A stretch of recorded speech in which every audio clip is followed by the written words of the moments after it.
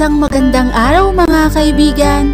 Narito na naman po si Shenshen TV na magbabahagi sa inyo tungkol sa kwento ng pag-ibig.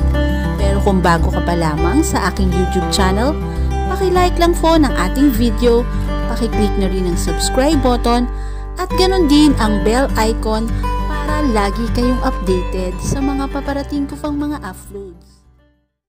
Chapter 3. Parang mas marami pa itong oras na kasama ang ibang tao kaysa kay Tim. Merienda tayo. Nakangiting ani ng lalaki na lumabas, bit-bit ang tray kung saan may sandwich at 2 baso ng juice. Sino yung kausap mo? Si Mary ba? Anong sabi? Pauwi na ba siya? Akala ko talaga nakauwi na siya kanina pa. Inilapag nito sa table ang tray saka dinampot ang 1 baso ng juice at inilapag sa tapat ko. Oo, si Mary, may meeting pa raw siya eh. Ganun ba? Tiyak na pagod na naman yung pag-uwi. Mas nakita ko ang pag-alala sa mukha nito kaysa pagdaramdam. Nakahinga ako ng maluwag. Mukha namang okay si Timothy sa setup nila. Hindi na ako dapat pang mag-alala na makakaapekto sa kanila ang pagiging abala ni Mary sa ibang bagay. Dumampot ito ng sandwich at iniabot sa akin. Nagpasalamat ako rito. Dumampot din siya ng sa kanya. Akala ko tutungo siya sa single couch, pero umupo ito sa tabi ko. Kaunti lang ang distance mula sa akin. Gusto mo bang lumabas para kumain? Tanong nito saka malaki ang ginawang pagkagat sa sandwich niya. Sabi ko sa labas na lang tayo kumain. May masarap na restaurant sa labas lang nitong subdivision. Muling nagring ang phone ko. Si Mary yon. Agad kong sinagot ang tawag. Nandito. Saglit ipapasa ko sa kanya. Agad kong inilahad yon sa lalaki na tinanggap naman ito. Hi love! Magiliw na bati ni Tim sa kanyang asawa. Ibinalik ko ang tingin sa TV. Hindi ka namin makakasabay sa dinner. Sad. Bahagyang humagikgik ang lalaki. Sa tingin ko ay may sinasabing nakakatawa si Mary sa asawa nito. Sa labas na lang pala kami kakain. Yung restaurant sa labas ng subdivision. Sige, kung kailangan mo ng sundo, magsabi ka kaagad ha. I love you. Sabay abot sa akin. Hindi pa pinapatay ni Mary ang phone. Twin, sa labas na daw kayo kakain ni Timothy.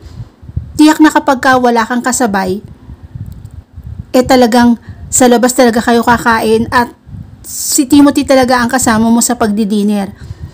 Pakisabi rin kay Tim na i-check niya yung phone niya ha. Baka naka-silent pa.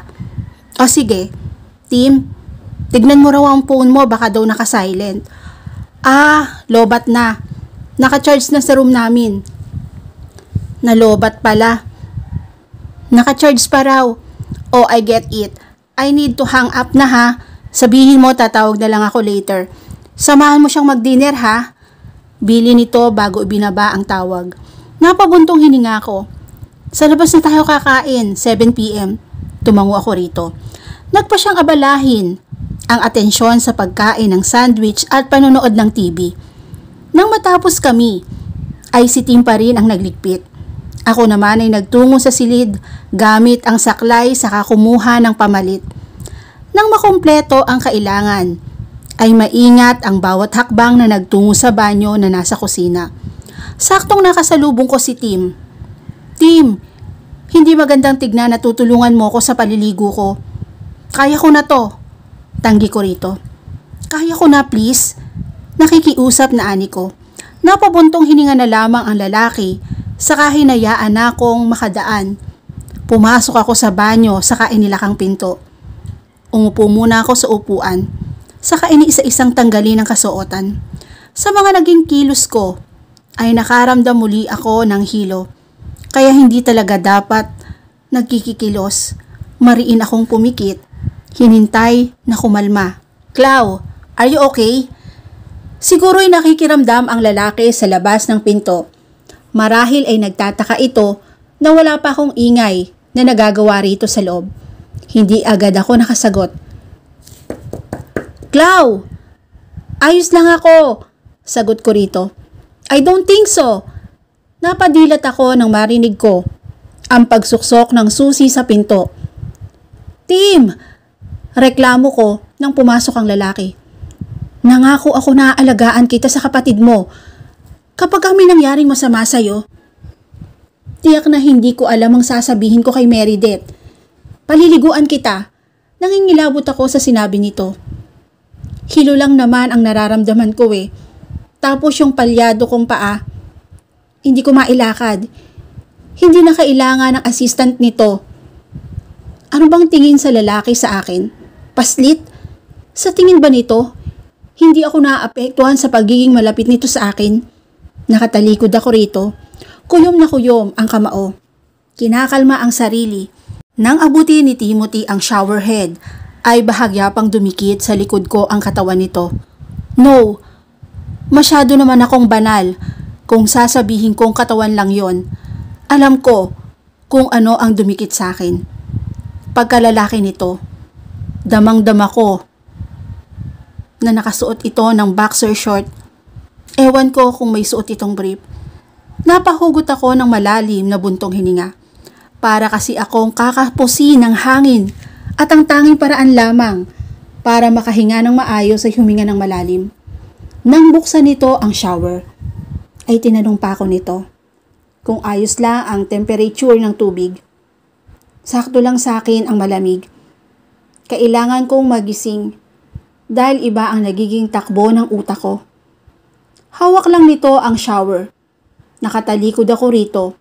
Nagsimula akong maligo na hindi iniisip na nasa likod ko lang ang lalaki. Pag alis ko rito sa bahay, tiyak na hindi ko na kayang harapin ang lalaki. Puro kahihiya na ang naiipon ko sa bahay na ito. Let me. Napasinghap ako nang awatin nito ang kamay ko. At ito na, ang nagpatuloy sa paghihilod sa likod ko na hindi ko maabot. Hayaan mo lang ako, Clau. Sobrang lapit ng labi nito sa aking tenga. Bahagya pa nga yung tumatama, kaya mas lalo akong kinikilabutan. Para akong naniniga sa pagkakaupo nang magsimulang humagod ang palad nito sa leeg ko para nag-iinit ang aking katawan. Ano na lang ang sasabihin ng iba kapag nalaman nilang ang brother-in-law ko ay nagagawa akong hilura ng ganito. Ang paghilod nito sa likod ko ay umabot hanggang sa bandang bewang ko. Kaya ko na yan. Napasinghap at mabilis na tinabig ko ang kamay nito. Pero ang kamay nito ay lumapit lang sa balikat ko. Ang lakas ng kabog ng dibdib ko. Mas lalo akong nahirapan na huminga. Tim, kabadong bigkas ko sa pangalan ng brother-in-law ko. Ano bang tumatakbo sa utak ng isang ito? Hayaan mo lang ako, Clau. Mahinang ani nito. Ang malamig na tinig ay parang nanunuot sa aking mga buto. Pakiramdam ko'y may ibang epekto rin sa aking gitna ang tagpong ito. Pakiramdam ko ay hindi lang ang malamig na tubig ang bumabasa roon sa aking hiyas. May iba pa. Nakakahiyaman pero iyon ang katotohanan. Pero natutokso ako. Hindi ko alam kung nasaan ang katinuan ko sa mga oras na ito. Marahang dumuusdos ang palad ni Tim, pababa sa aking dibdib. Impit akong napadaing. Dapat itulak ko, pero yung dapat, hindi ko magawa sa mga oras na ito. Bakit hinayaan ko ito sa kapangahasan niyang iyon? Bakit? Kusa akong napapikit. Bahagyang nakagat ang labi dahil sa mainit nitong palad na nakalapat sa dibdib ko. Kanina ay mabaga lang. Pero ngayon, nilalamas na nito yon. Impit akong napadaing ng bahagyang ipitin nito. Nararamdaman ko rin ang mainit na labi nito sa bato ko. Kaya natauhan ako. Timothy! Gulat na ani ko. Saka pinilit kong makatayo. Hinila ang towel para takpan ang katawang basa. Labas! Iwan mo na ako rito. Nagmamakawa ang tinig ko. Litong-lito na sa nararamdaman ko. Gusto kong maiyak dahil parang roller coaster ang pakiramdam ko ngayon. Hindi ko makuhang salubungin ang tingin ni Timothy na ramdam kong titig na titig sa akin. Claudette, please. Huwag nating kalimutan si Meredith. Maawa tayo sa kakambal ko. Mahal na mahal ka niya. Malaki ang tiwala niya sa atin. Huwag, Tim, nakikiusap ako. Nakuha ko pang titigan nito para ipakita rito ang desperado akong tutulan ang balak nito. Sorry, bagsak ang balikat. At gumuhit din ang lungkot at disappointment sa mukha nito. Mag-shower ka na. Sa labas pa rin tayo kakain. Sa kanya ko iniwan sa banyo. Nang makaalis siya at maisara ang pinto, nagpatuloy ako sa paliligo. Sinubukang iwaglit ang mga tagpong nangyari rito. Nang dumako ang palad ko, upang hugasan niyon, ay mariin akong napapikit ng masalat kong basa iyon. Hindi dahil sa tubig, kundi sa inilabas mismo yon ng aking pagkababae. Nakakahiya ka, Claudette. Nababaliw ka na. Sermon ko sa sarili. Obvious man ang epekto ng kapangahasan ng lalaki sa katawan ko. Dali-daling binuksan ko ang shower saka itinuto ko yon sa ulo ko. Bumalik kasi ako sa pagkakaupo. Sinubukan kong gisingin ang katawan ko para matauhan gamit ang malamig na tubig. Nakuha kong matapos sa paliligo at sinubukang bilisan sa pagbibihis. Nang matapos ay lumabas akong okay na ang suot ko. Gamit ang saklay ay humakbang ako patungo sa upuan. Saglit na naupo roon. Binat ang aabutin ko sa stress na nakukuha ko sa mga ginagawa ni Tim. Are you okay, Clau? Bungad nito. Tapos na rin itong magbihis. Yes, tipid na tugon ko. Sumakit ba to? Agad na lumuhod sa paanan ko saka hinawakan ng paa kong nasaktan dahil sa aksidente. Ouch! Daing ko dahil sa hawak nito. Para pa itong takot na bitiwan niya nang marahan ng paa ko. Sorry, Claudette ha, nasaktan ba kita? His concern is very evident in his face. Parang nagilty naman ako sa inakto ko. Hindi, sorry, nagulat lang ako pagdadahilan ko rito. Bumuntong hininga naman ito at muling hinawakan ng paa ko. This time, mas maingat na yon. Marahan niyang hinaplos at hinilot yon. Nakakaginhawa naman kaya tinapi ko na ang buhok nito. Tama na, salamat. Saka lang nito binitiwan at tumayo. Suklayan na kita, alok nito. Bago pa ako makatutol, ay umalis siya sa harap ko. Pagbalik ay may suklay ng dala. Pasensya ka na ha kung gusto kitang alagaan ha. Hindi ko kasi magawa sa kakambal mo. Gusto ko lang maramdaman na may silbi pa rin ako kahit papaano. Tim, may problema ba kayo?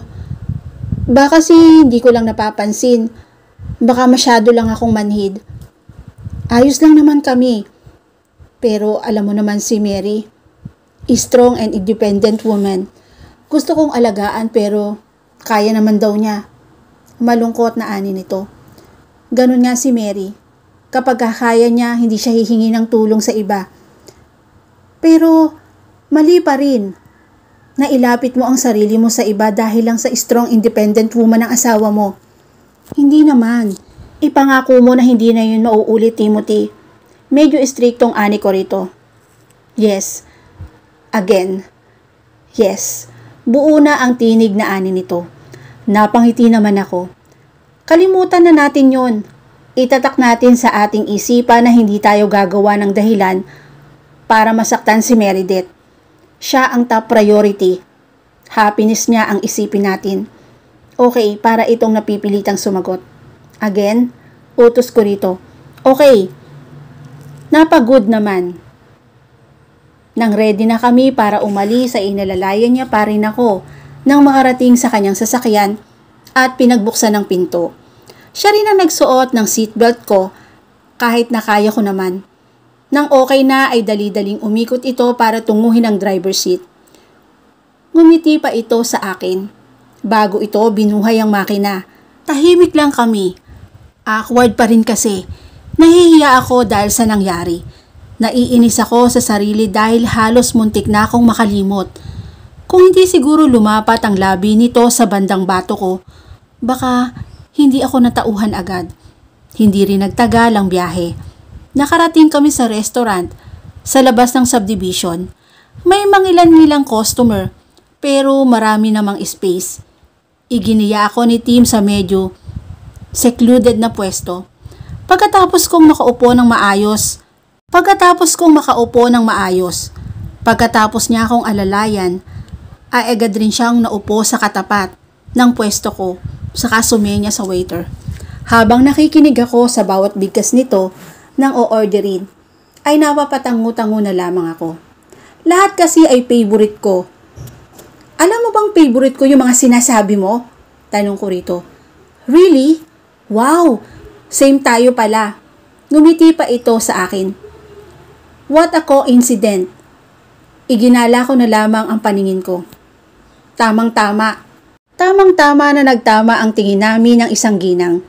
Agad itong ngumiti sa akin saka excited na lumapit. Sabi ko na nga be, kayo yung sa labas pa lamang eh. Sinulyapan ko si Timothy. Parang nagulat ang lalaki na makita ang ginang. Hello Iha. Ang ganda-ganda mo talaga. Bakit hindi na kayo nagpupunta sa church? Church? Palasimba ba ako? Bago ako na aksidente. Sinulyapan ko si Timothy. Baka sakaling alam nito ang sagot sa tanong na matanda. Last time I checked, halos hindi na ako pumapasok ng simbahan dahil busy ako sa buhay ko. Hindi talaga ako palasimba. Medyo busy lang kami ni Miss Cruz. Magalang na sagot ni Timothy. Sila pala ni Mary. Akala siguro ng ginang ay ako si Mary. Ngumiti na lamang ako. Hindi na itinama ang ginang na hindi ako si Mary dahil baka magtaka ito kung bakit kami magkasama ni Timothy at hindi si Meredith. Ganun ba? I understand that. Pero kapag hindi na kayo busy, bukas ang church sa pamilya ninyo ha. Thank you Miss Cruz. Tugon ni Tim dito. Ngumiti naman ako ulit sa ginang. So paano? Alis na muna ako. Baka makakaabala pa ako sa inyong mag-asawa. Bye, beautiful couple. Magiliw na paalam ng ginang. Nang makalis ito ay sinulyapan ko si Timothy. Palasimba pala kayo dati ni Meredith? Tanong ko rito. Yeah, oo. Kami nga ni Meredith. Sagot nito sa akin. Hay, pareho na talaga silang busy para hindi makapagsimba pa. Ang sarap nito. Komento ko sa inuming ini-order ni Tim sa akin. Hindi ko alam ang tawag doon. Strawberry ang flavor. Nakaka-refresh ng pakiramdam dahil malamig. Tama lang din ang tamis. Gusto mo pa ba? Tanong nito sa akin na mapangalahati ko na yun agad. Hindi ko nga napansin na sa isang angat at inom ay kalahati na lang pala. Hindi na, busog na rin naman ako. Saka nakakahiya naman. Ang dami na nito. Ako rin ang halos nakaubos dahil halos hindi naman ito ginagalaw ang mga yon. Ako lang? Sarap kasi eh. Pwede kong pag-aralang gawin yan. Gusto mo ba bukas ganyan ulit? Kayang-kaya ko yung gawin. Talaga? Pwede? Na-excite na tanong ko rito. Agad namang tumango si Tim. Hindi naman ako nagdududa sa sinabi nito na kaya niya. Dahil obvious naman na mahusay sa maraming bagay ang lalaki. Yes, pwedeng-pwede. Well, hindi ko tatanggihan yan ha. Basta hindi magiging abala sa'yo. Never kang magiging abala. Nakangiting ani nito sa akin. Ang ngiti nito sa dahilan kung bakit hindi ako nahihiya noong i-approach ito after ipakilala ni Mary sa akin. Pagbaba ko pa lamang ng bus ay nakangiti na ito. Katabi ang lalaki. Halatang masaya ito na nakitang masaya ang kapatid ko na nagtatalo pa sa galak ng makita ko. Ang gaan kasi ng aura ni Tim. Lalo na kapag naka-smile. Medyo intimidating naman ito kapag seryoso ang mukha nito. Lalo na kapag nakasuot ng reading glass ang lalaki. Hindi ba't busy ka sa work mo? Saglit lang namang gumawa ng ganyan eh. Mamaya dadaan tayo sa grocery store. Bibili tayo ng mga ingredient. Mukhang hindi tatanggap ang pagtanggi ang lalaki. Kaya naman tumango na lamang ako. Pagkatapos nitong magbayad ng bill namin, ay inalalayan niya ako na tumayo para makaalis na kami. Dahil hirap ako sa paglalakad, Pagdating sa grocery store ay iniwan na lamang ako nito sa sasakyan. Nakabukas ang bintana. Hindi nga nito pinatay ang makina. Naghihintay ako rito. Inabot din ito ng 35 minutes bago nakabalik.